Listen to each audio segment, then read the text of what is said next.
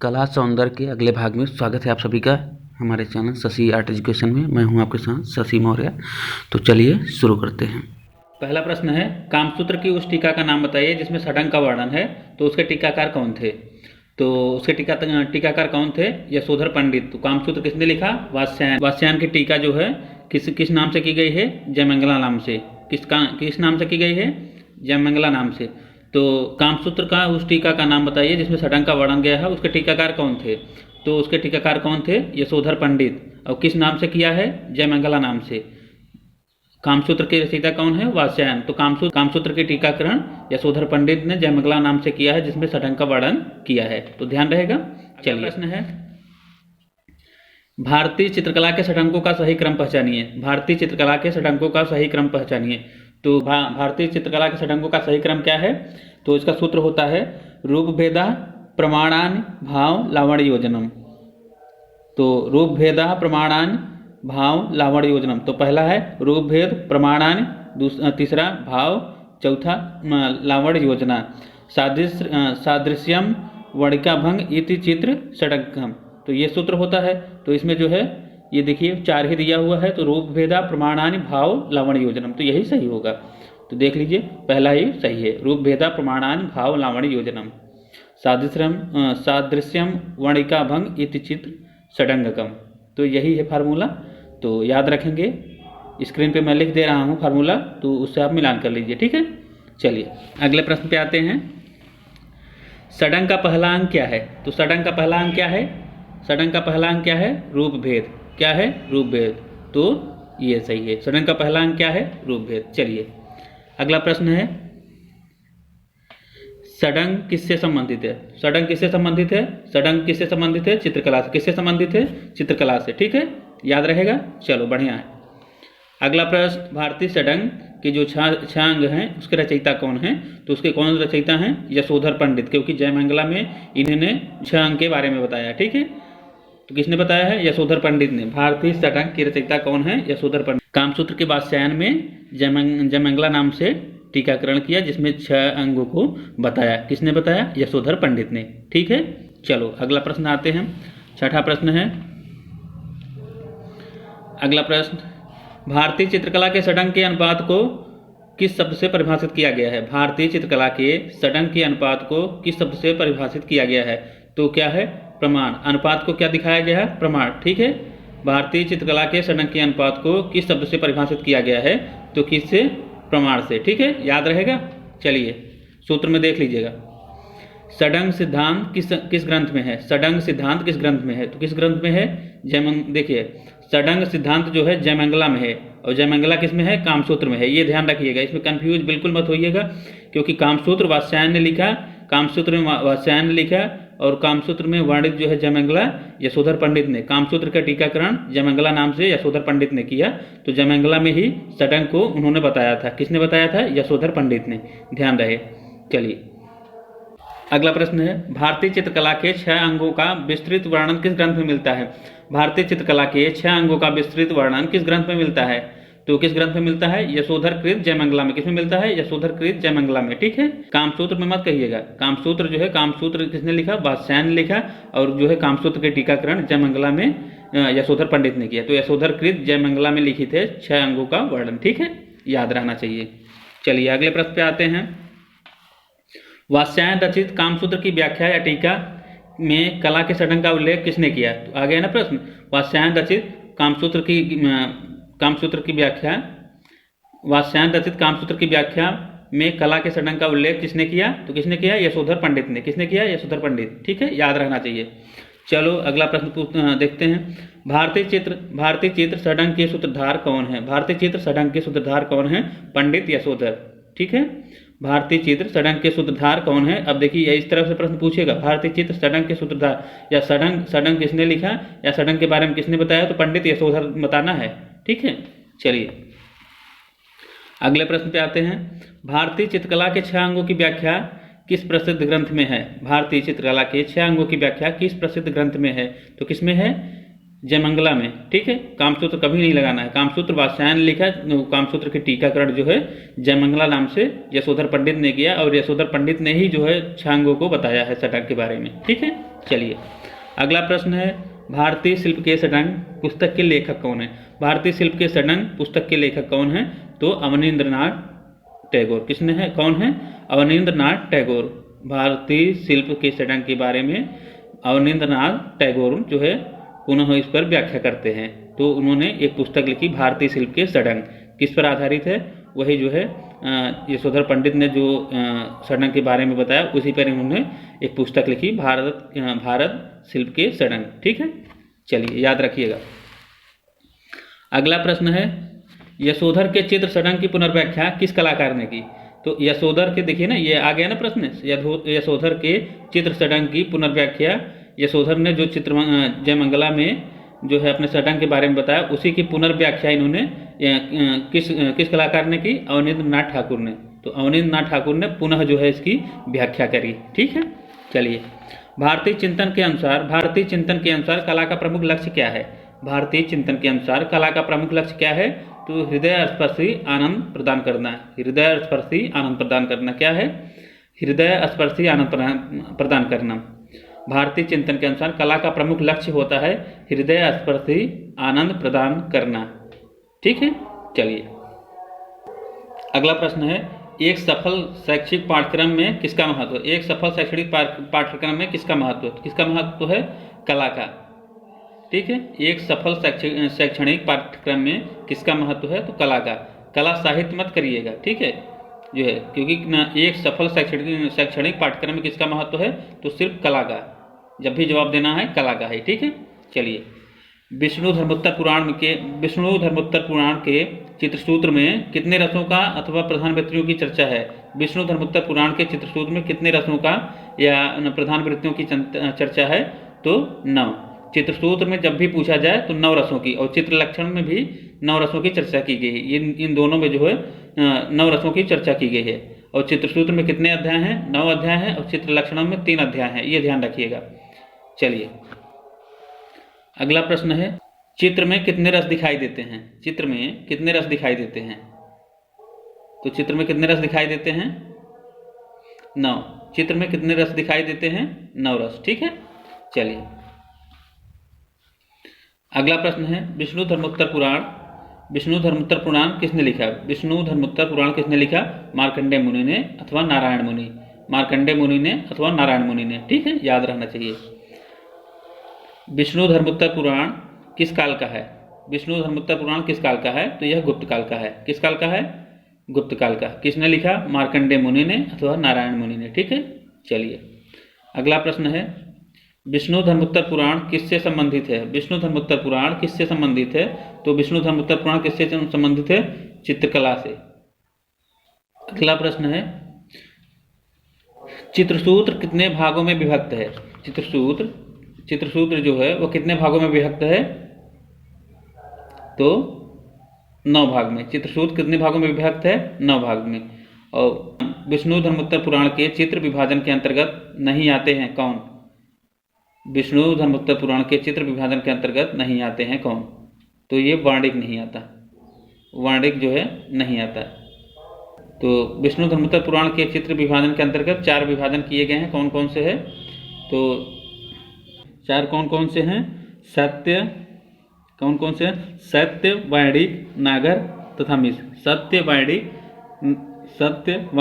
नागर तथा मिश्र, ये 4 प्रकार होते हैं, ठीक है। चित्र विभाजन के अंदर इसी पर चित्र विभाजन, इसी के आधार पर चित्र विभाजन किया गया है। कौन कौन से हैं? सत्य, वाणिक, नागर और मिश्र, ठीक है। तो इसमें सत्य नहीं है, ये वाणिक नहीं है, ठीक है, ये वाणिक नहीं है, वाणिक है, वाणिक, ठीक है। अगला प्रश्न है, कला नाम प्रवरम चित्रम धर्म कामार्थ मोक्षदम। कला नाम प्रवरम चित्रम धर्म का मार्थ मोक्षदम किस पुस्तक से उद्धृत है? किस पुस्तक से उद्धृत है? कला नाम प्रवरम चित्रम धर्म कामार्थ मोक्षदम किस पुस्तक से उद्धृत है? तो यह है चित्रसूत्र से। किस पुस्तक से ये उद्धृत है? चित्रसूत्र। और चित्रसूत्र कहाँ से लिया गया है? विष्णु धर्मोत्तर पुराण से। इसलिए चित्रसूत्र किसने लिखा? मार्कंडेय मुनि अथवा नारायण मुनि ने। और विष्णु धर्मोत्तर पुराण किसने लिखा? तो यही मार्कंडेय मुनि ने अथवा नारायण मुनि ने। ठीक है, याद रखिएगा। चलिए अगले प्रश्न पे आते हैं। चित्र लक्षण के रचयिता कौन है? अभी देखिए चित्रसूत्र के रचयिता जो है वो है मार्कंडेय मुनि, और चित्र लक्षण के जो है राजा भयजीत या नग्नजीत हैं। ठीक है, राजा भयजीत अथवा नग्नजीत। ठीक है, याद रखिएगा। चलिए अगले प्रश्न पे आते हैं। पौराणिक रूप से चित्रकला की उत्पत्ति से संबंधित कथा का वर्णन मिलता है किसमें? पौराणिक रूप से चित्रकला की उत्पत्ति से संबंधित कथा का वर्णन मिलता है किसमें? चित्र लक्षणम में। किसमें मिलता है? चित्र लक्षणम में। ध्यान रखिएगा। चलिए अगले प्रश्न पे आते हैं। भारतीय सौंदर्य शास्त्र में रस प्रतीत में विघ्न की बात कही किसने? भारतीय सौंदर्य शास्त्र में रस प्रतीत में विघ्न की बात कही है। रस प्रतीत में विघ्न की बात कही है किसने? अभिनव गुप्त ने। किसने कहा है ये? अभिनव गुप्त ने। भारतीय सौंदर्य शास्त्र में रस प्रतीत में विघ्न की बात कही है किसने? अभिनव गुप्त ने। ठीक है, चलिए अगला प्रश्न देखते हैं। भारतीय सौंदर्य शास्त्र के अनुसार रस कला की आत्मा है। भारतीय सौंदर्य शास्त्र के अनुसार रस कला की आत्मा है, यह कथन किसका है? यह कथन किसका है? तो यह है अभिनव गुप्त का। किसका है? रस कला की आत्मा है, रस जो है वह कला की आत्मा है। यह किसने कहा? अभिनव गुप्त ने। ठीक है, याद रखिएगा। चलिए अगले प्रश्न पे आते हैं। रस भाव को शास्त्र का रूप दिया। रस भाव को शास्त्र का रूप किसने दिया? तो किसने दिया? भरत मुनि ने। किसने दिया? भरत मुनि ने। रस भाव को शास्त्र का रूप दिया किसने? भरत मुनि ने। ठीक है, याद रखिएगा। चलिए अगले प्रश्न पे। आचार्य भरत मुनि के अनुसार रसों की संख्या है। आचार्य भरत मुनि के अनुसार रसों की संख्या है कितनी? 8। कितनी है? आचार्य भरत मुनि के अनुसार रसों की संख्या कितनी है? 8। ठीक है, भरत मुनि ने 8 रस की संख्या बताई है। एक 9वां रस जो होता है उसने जो है अभिनव गुप्त ने जो है शांत रस की खोज किया था। किसकी जो है जो 9वां रस है, 9वां रस इसमें नहीं है कामसूत्र में। ठीक है, सॉरी, आचार्य भरत मुनि के अनुसार रसों की संख्या कितनी है? 8। ठीक है, हम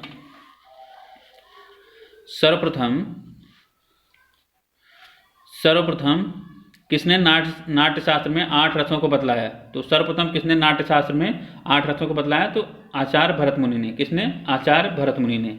ठीक है, अगला प्रश्न है। नाट्य शास्त्र के प्रणेता कौन है? नाट्य शास्त्र के प्रणेता कौन है? तो नाट्य शास्त्र किसने लिखा? भरत मुनि ने। किसने लिखा है? भरत मुनि ने। ठीक है, याद रखिएगा। अगला प्रश्न है। नाट्य शास्त्र में भरत मुनि ने कितने भावों का विवेचन किया है? तो नाट्य शास्त्र में भरत मुनि ने कितने भावों का विवेचन किया है? 49। कितने? 49 भावों का विवेचन किया है। ठीक है, अगला प्रश्न है। रस उत्पत्ति को सबसे पहले किसने परिभाषित किया? रस उत्पत्ति को सबसे पहले किसने परिभाषित किया? तो रस उत्पत्ति को सबसे पहले किसने परिभाषित किया? तो भरत मुनि ने। किसने जो है रस के बारे में सबसे पहले किसने बताया? तो भरत मुनि ने। ठीक है, चलिए भरत मुनि के रस तत्व का आधारभूत विषय क्या है? भरत मुनि के रस तत्व का आधारभूत विषय क्या है? तो नाट्य में रस निष्पत्ति। क्या है? नाट्य में रस की निष्पत्ति। भरत मुनि के रस तत्व का आधारभूत विषय क्या है? नाट्य में रस की निष्पत्ति। ठीक है, इनका मूल विषय ये था। चलिए अगला प्रश्न है। शांत रस पहली बार किसने प्रस्तुत किया? तो शांत रस जो है किसने प्रस्तुत किया? अभिनव गुप्त ने। जो है भरत मुनि ने नाट्य शास्त्र में कितने रस का बताया था? 8 रस को बताया था। तो एक 9वां रस जो है शांत रस किसने खोजा? अभिनव गुप्त ने। ठीक है, याद रखिएगा। अगला प्रश्न है। संचारी भाव का संबंध किससे है? तो संचारी भाव का संबंध किससे है? तो रस से है। किससे है? संचारी भाव का संबंध किससे है? रस से। ठीक है, याद रखिएगा। और संचारी भाव कितने होते हैं? संचारी भाव कितने होते हैं? 33। संचारी भाव कितने होते हैं? 33। ठीक है, संचारी भाव जो है वो कितने होते हैं? 33। अगला प्रश्न। सौंदर्य के अनुसार भाव कितने होते हैं? तो सौंदर्य के अनुसार कितने भाव होते हैं? तो सौंदर्य शास्त्र के अनुसार भाव कितने होते हैं? तो 9। तो 9 रस होते हैं। तो जितने रस होते हैं उतने भाव होते हैं। तो जो है भाव हैं जो, तो सौंदर्य के अनुसार भाव कितने होते हैं? 9 भाव होते हैं और 9 रस भी होते हैं। ठीक है, तो रस कितने प्रकार के होते हैं? अगला प्रश्न दिया भी है। रस कितने प्रकार के होते हैं? तो रस होते हैं 9 प्रकार के। ठीक है, जितने रस होते हैं उतने भाव भी होते हैं। ठीक है। चलिए अगला प्रश्न है, रस सिद्धांत का प्रतिपादन किसने किया? रस सिद्धांत का प्रतिपादन किसने किया? तो रस सिद्धांत का प्रतिपादन किसने किया? अभिनव गुप्त ने। ध्यान रखिएगा, रस सिद्धांत का प्रतिपादन किसने किया? अभिनव गुप्त ने। ठीक है, याद रखना। अगला प्रश्न है, रौद्र रस का रंग क्या है? रौद्र रस का रंग क्या है? तो लाल। रौद्र रस का रंग क्या है? लाल रंग है। ठीक है, रौद्र मन क्रोधित होना। ठीक है, रौद्र रस का रंग क्या है? लाल। ठीक है, याद रखना।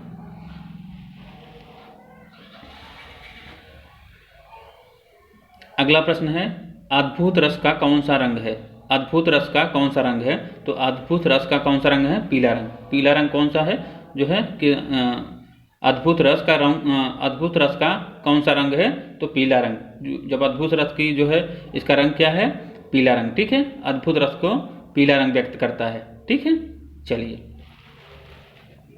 याद रखिएगा, सारे क्वेश्चन जो है, जितने भी क्वेश्चन बताया जा रहा है वो आप ध्यान से जो है अपने दिमाग में सेट कर लीजिएगा। ठीक है, ताकि एक बार पढ़ने पे नहीं थोड़ा सा क्लियर हो तो दोबारा वीडियो जरूर देखें। रस का प्रमुख स्रोत है, रस का प्रमुख स्रोत है, कहाँ से मिलता है? रस की उत्पत्ति कहाँ से होती है? नाट्य से। अगला प्रश्न है, रस का अर्थ है, रस का क्या अर्थ है? तो रस का क्या अर्थ है? रस का अर्थ है दर्शक के मन में उत्पन्न आनंद की अनुभूति। क्या है? रस का सही अर्थ क्या होता है? दर्शक के मन में उत्पन्न आनंद की अनुभूति जो है वही रस है। ठीक है, दर्शक के मन में उत्पन्न आनंद की अनुभूति जो है, ठीक है, वही। अगला प्रश्न है, रस मीमांसा ग्रंथ की रचना की किसने? रस मीमांसा ग्रंथ की रचना किसने की? तो आचार्य रामचंद्र शुक्ल ने। रस मीमांसा ग्रंथ की रचना किसने की? रस मीमांसा एक पुस्तक है, रस मीमांसा एक पुस्तक है, किसने लिखा? आचार्य रामचंद्र शुक्ल ने। किसने लिखा है? आचार्य रामचंद्र शुक्ल ने। ठीक है, ध्यान रखिएगा। अगला प्रश्न है, अभिज्ञान शाकुंतलम की रचयिता कौन है? अभिज्ञान शाकुंतलम की रचयिता कौन है? तो कालिदास। कौन है? अभिज्ञान शाकुंतलम की रचयिता कौन है? कालिदास। अभिज्ञान शाकुंतलम की रचयिता कौन है? कालिदास। ठीक है, ध्यान रखिएगा। चलिए अगले प्रश्न पे आते हैं, मेघदूत किसकी रचना है? मेघदूत किसकी रचना है? मेघदूत किसकी रचना है? तो कालिदास। और रघुवंशम भी कालिदास की रचना है। ठीक है, मेघदूत किसकी रचना है? तो कालिदास की रचना है। और रघुवंशम भी कालिदास की रचना है। ठीक है, कामसूत्र के रचयिता कौन है? तो कामसूत्र के रचयिता है वात्स्यायन। ठीक है, ध्यान रखिएगा। वात्स्यायन के कामसूत्र में कितनी कलाओं का उल्लेख है? तो 64। कितनी कलाओं का उल्लेख है? वात्स्यायन के कामसूत्र में कितनी कलाओं का उल्लेख है? तो 64 कलाओं का। कितनी कलाओं का उल्लेख है? वात्स्यायन के कामसूत्र में कितनी कलाओं का उल्लेख है? तो 64 कलाओं का। ठीक है, चलिए अगला प्रश्न है, अग्नि पुराण में कलाकार को क्या कहा गया है? अग्नि पुराण में कलाकार को क्या कहा गया है? तो विश्वकर्मण। क्या कहा गया है? अग्नि पुराण में कलाकार को क्या कहा गया है? तो विश्वकर्मण कहा गया है। क्या कहा गया है? विश्वकर्मण। ध्यान रखिएगा। चलिए अगले प्रश्न पे आते हैं, वास्तुविद्या और सृजन के देवता कौन है? वास्तुविद्या और सृजन के देवता तो कौन है? विश्वकर्मा। कौन है? वास्तुविद्या और सृजन के देवता कौन है? विश्वकर्मा।